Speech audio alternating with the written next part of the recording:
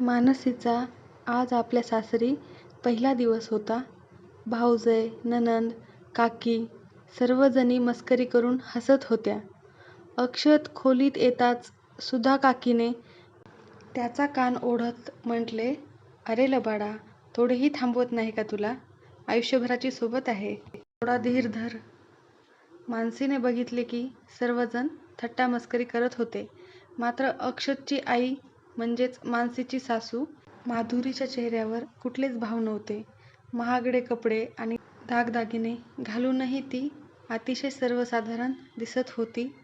मानसी आणि अक्षतचे लग्न धूमधडाक्यात झाले होते. कुंदन हार आणि मोत्याच्या रंगाच्या घागरा चोळीत मानसी अतिशय सुंदर दिसत होती, तर क्रीम रंगाच्या शेरवानीत अक्षतही देखणा दिसत होता. दुसऱ्या दिवशी दुपारपर्यंत संपूर्ण घर रिकामे झाले. आता घरात फक्त मानसी, अक्षत, अक्षतची मोठी बहीण निधी आणि अक्षतचे वडील विनोद आणि आई माधुरी होते. दुसऱ्या दिवशी माधुरीला पाच परतावण्यासाठी माहेरी जायचे होते. कोणती साडी नेसायची हे ती ठरवत होती. तेवढ्यात तिला वाटले की सासूबाईंनाच विचारूया. त्यानंतर हातात साड्या घेऊन ती सासूबाईंकडे गेली. "आई सांगा ना, पिवळ्या आणि नारंगी रंगापैकी उद्या कोणती साडी नेसू?" तिने विचारले. माधुरी म्हणाल्या, "बाळा, तुला जी चांगली वाटेल ती नेस, पण हा नारंगी रंग तुझ्यावर खुलून दिसेल." तितक्यात विनोदने रागाने म्हणाले, "तू तर अडाणीच राहिलीस.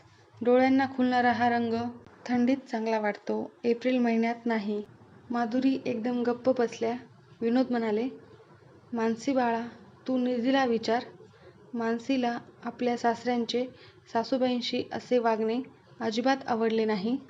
सोबतच तिला अशी भीती वाटू लागली की अक्षतचा स्वभावही त्याच्या वडिलांसारखा असला तर काय करायचे. शेवटी मुलांमध्ये वडिलांचे थोडेफार गुण असतातच. दुसऱ्या दिवशी मानसी पिवळ्या रंगाची शिफॉनची साडी नेसून गेली.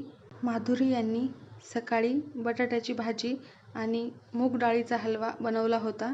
निधी म्हणाली, "आई, तू आम्हाला करणार असे वाटत आहे." अक्षत रागाने म्हणाला, "आई, किती वेळा सांगितले आहे की डाएटसाठीचे पदार्थ बनवत जा." विनोद म्हणाले, "तुझी आई हे सर्व कुठून शिकणार? तिला स्वतःच्या कमरेवरचा घेर वाढवण्यातच धन्यता वाटते." तितक्यात मानसी म्हणाली, "मी तर इतका सुंदर नाश्ता पहिल्यांदाच खाल्ला आहे." मानसीने केलेले कौतुक ऐकून माधुरीचा चेहरा खुलला. त्यानंतर अक्षत आणि मानसी 15 दिवसांसाठी हनीमूनला गेले. त्यावेळी माधुरीच्या असे लक्षात आले की अक्षतच्या घरून एकतर त्याचे वडील किंवा बहीणच फोन करतात. अक्षत आणि मानसी गोव्यावरून परत आले तेव्हा निधीताई तिच्या सासरी निघून गेली होती. मानसीने गोव्याहून आणलेल्या भेटवस्तू सासूबाईंना दाखवल्या. मानसी सासऱ्यांसाठी टी-शर्ट आणि सासूबाईंसाठी गॉगल घेऊन आली होती.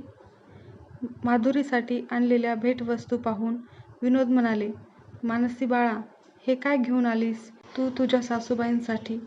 माधुरीने गॉगल कधीच घातलेला नाही. इतकी वर्षे शहरात राहूनही ती थोडीशीही बदललेली नाही. ती काय गॉगल लावणार? मानसी म्हणाली, "अहो बाबा, आधी लावला नाही तर बिघडले कुठे? आता लावेल." दुसऱ्या दिवशी विनोद आणि अक्षत कामावर गेले. मानसीकडे अजून 7 दिवसाची सुट्टी शिल्लक होती. ती स्वयंपाकघरात गेली तर तिथे सासूबाई बेसनाचे लाडू बनवत होत्या. मानसीकडे पाहत त्या स्मित हास्य करत म्हणाल्या, "बाळा, तुला बेसनाचे लाडू आवडतात ना? तेच बनवत आहे." मानसी लाडू खात म्हणाली, "सासूबाई, खरंच तुमच्या हाताला खूप चव आहे." माधुरी निराश होऊन म्हणाली, "बाळा, गेल्या 30 वर्षांपासून जेवण बनवत आहे, त्यामुळे जेवण चांगलेच बनवता आले पाहिजे ना." मानसी म्हणाली, "आई, तुम्ही खरंच खूप चांगले जेवण बनवता. सर्वांनाच इतके चांगले जेवण बनवता येत नाही."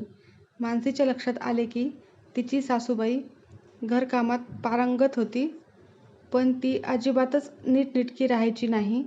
संध्याकाळ होताच माधुरी या विनोद आणि अक्षतसाठी पोहे बनवू लागल्या. तितक्यात मानसी तिकडे आली आणि म्हणाली, "आई, मी चहा बनवते, तुम्ही जा आणि तयार व्हा." माधुरी म्हणाल्या, कशासाठी तयार व्हायचे?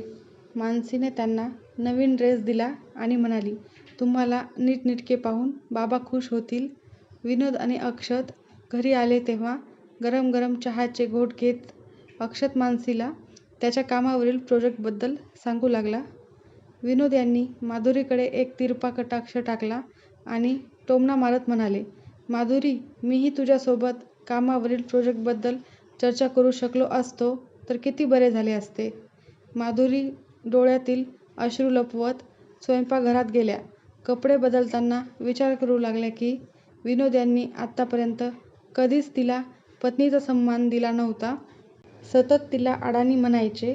त्यामुळे आपण पदव्युत्तर शिक्षण घेतले आहे याचाही माधुरी यांना विसर पडला होता.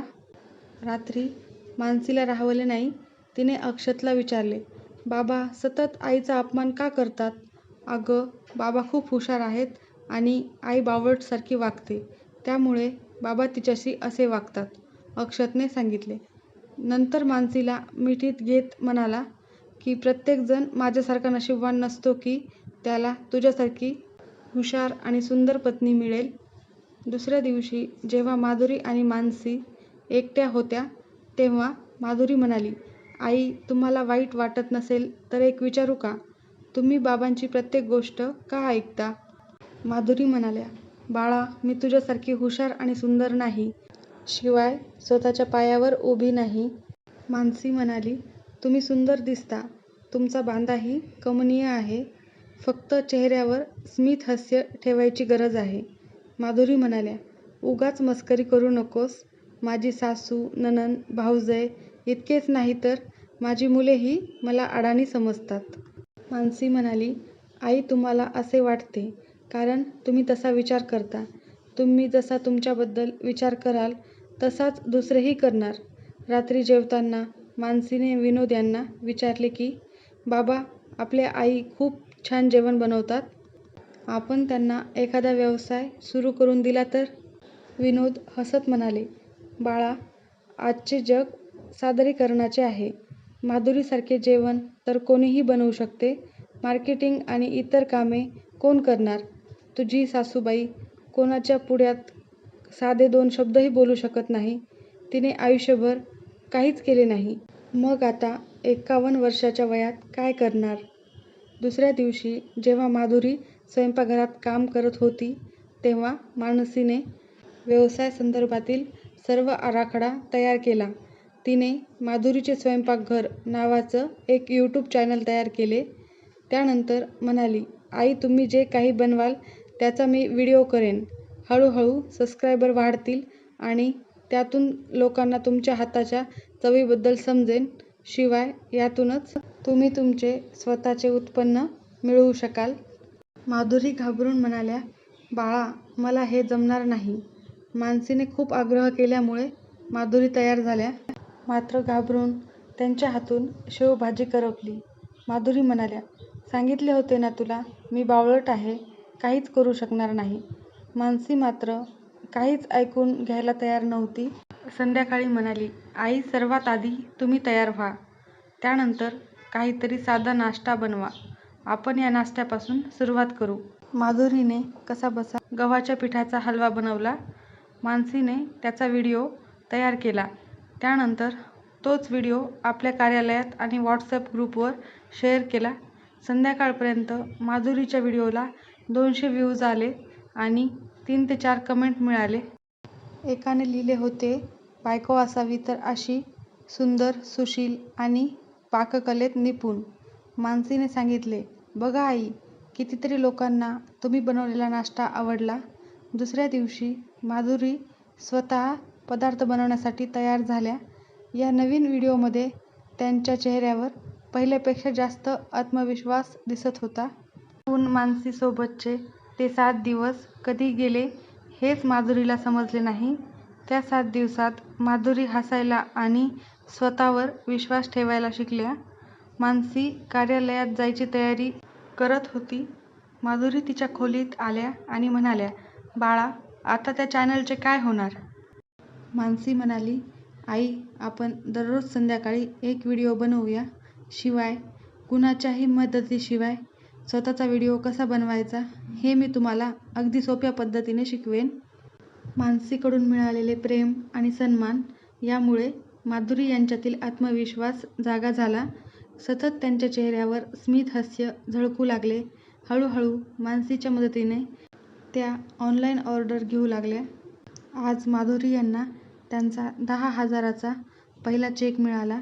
रक्कम छोटी असली तरी त्यातून आपण काहीतरी करू शकतो याची जाणीव माधुरी यांना झाली. त्या व्यक्त होऊ लागल्या होत्या. अडाणी, बावळट राहिल्या नव्हत्या. आपल्या पत्नीचे बदललेले रूप पाहून विनोदही आश्चर्यचकित झाले. अक्षत म्हणाला, आई, 7 दिवसात सुनेने तुझा कायापालट करून टाकला. मानसी म्हणाली, हुशार त्या आधीपासूनच होत्या, फक्त त्यांच्यातील आत्मविश्वास जागा करण्याची गरज होती. माधुरी मात्र सर्वांच्या बोलण्याकडे दुर्लक्ष करून एक नवीन पदार्थ तयार करण्याच्या तयारीला लागल्या होत्या. आयुष्यात आत्मविश्वास फार महत्त्वाचा असतो. आत्मविश्वास जागा करून सन्मानाने जगणे तितकेच महत्त्वाचे आहे. आयुष्य सुंदर होईल.